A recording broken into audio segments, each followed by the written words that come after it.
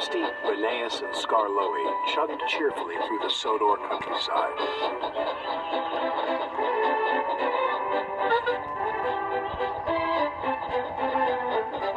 The engines were going to help Duncan with an important job at the incline railway.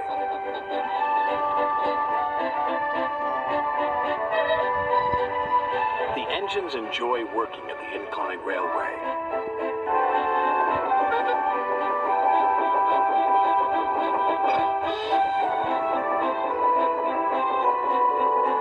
They like the clever way the loaded slate cars roll down the incline, pulling the empty slate cars up.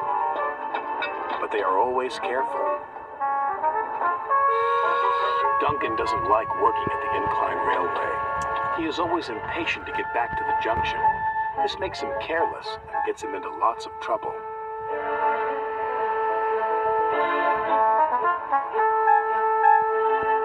Rusty hoped Duncan would stay out of trouble today, but he was already in too much of a hurry. "I'm a plain-speaking engine," gruffed Duncan, "so collect your slate cars and be quick about it." And off he steamed. Bossy boots, chuffed Rheneas. Pushy puffer, huffed Skarloey. They didn't like Duncan telling them what to do. "He just wants to get back to the bustle of the junction," Rusty said.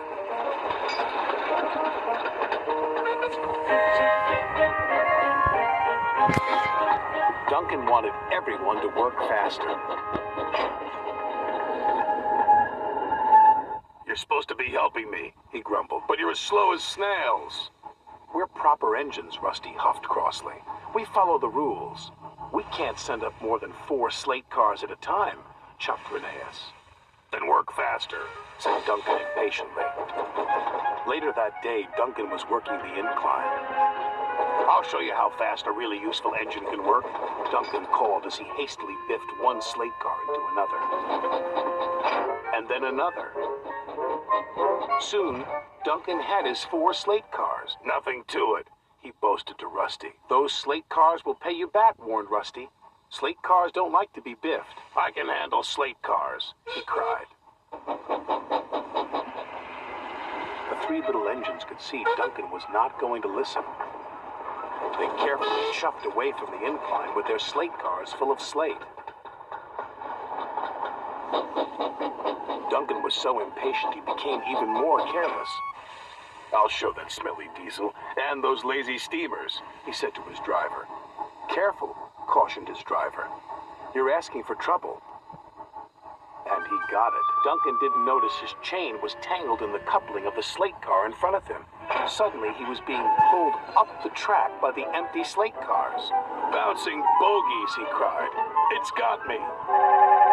Duncan's driver jumped clear. Rusty returned to see Duncan being pulled up the incline. "I tried to warn him," said Rusty. "He never listens," the little diesel's driver said. The chain pulling Duncan's slate cars couldn't hold the weight. It suddenly snapped. Duncan plummeted down the incline. "Ow!" he yelled.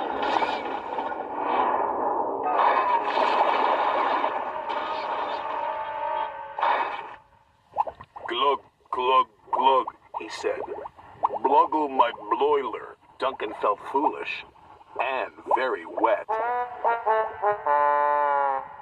When Sir Topham had arrived, he spoke severely to Duncan. "You have not been a responsible engine," he said. "Your impatience has caused confusion and delay, and you owe these engines an apology." "Sorry," Duncan said to Rusty, Rheneas, and Skarloey. "Once you have been repaired," Sir Topham had said, "you will work the incline until you learn to be patient and careful." "Yes, sir," said Duncan.